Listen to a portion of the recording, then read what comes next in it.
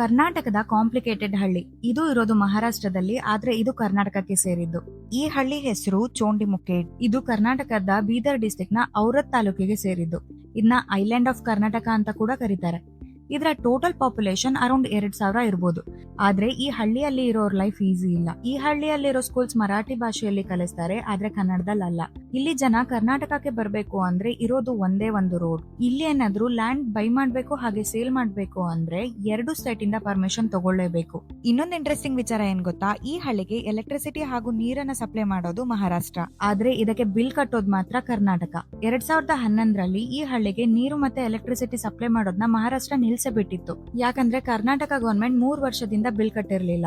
ನನ್ ಪ್ರಕಾರ ಯಾವುದೇ ಗವರ್ನಮೆಂಟ್ ಈ ತರ ಹಳ್ಳಿಗಳನ್ನ ಇಗ್ನೋರ್ ಮಾಡಬಾರ್ದು. ಯಾಕಂದ್ರೆ ನಮ್ಗೆ ಜನಗಳು ಇಂಪಾರ್ಟೆಂಟ್, ಈವನ್ ಅವರು ಬಾರ್ಡರ್ ಇಂದ ಆಚೆ ಇದ್ರು ಕೂಡ. ಈ ಹಳ್ಳಿ ಬಗ್ಗೆ ಫಸ್ಟ್ ಟೈಮ್ ಕೇಳ್ತಾ ಇದ್ರೆ ಎಸ್ ಅಂತ ಕಮೆಂಟ್ ಮಾಡಿ. ಹಾಗೆ ಈ ತರ ಇಂಟ್ರೆಸ್ಟಿಂಗ್ ವಿಚಾರಕ್ಕೆ ನನ್ನ ಪೇಜ್ ನ ಫಾಲೋ ಮಾಡಿ.